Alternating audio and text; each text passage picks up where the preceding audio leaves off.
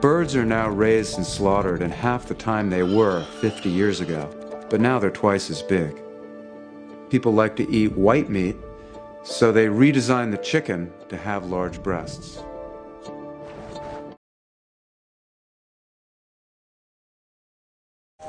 You know, when I wanted to understand the industrial food system, what I set about doing was very simple. I wanted to trace the source of my food. When you go through the supermarket, what looks like this cornucopia of variety and choice is not. There is an illusion of diversity. There are only a few companies involved, and there are only a few crops involved. What really surprised me most, as I followed that food back to its source, I kept ending up in the same place, and that was a cornfield in Iowa.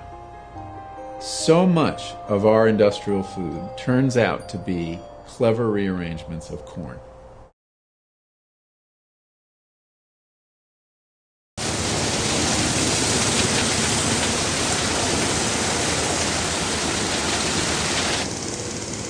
When Monsanto soybeans first came on the market, I just really never switched over. I was getting pretty good yields with the conventional soybeans I'd been using, so I thought, well, I'll just stay where I'm at.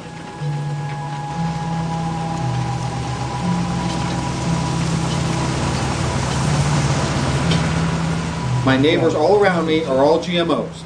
The pollen blows in, if the seed moves in, I am still held accountable.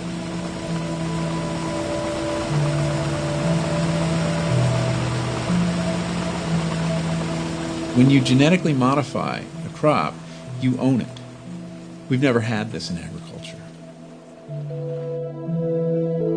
It used to be that your land-grant universities, they developed what was called public seed. The vast majority of the plant breeding was actually done in these public institutions.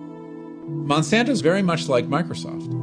The same way Microsoft owns the intellectual property behind most computers in America, they set out to own the intellectual property behind most of the food in America.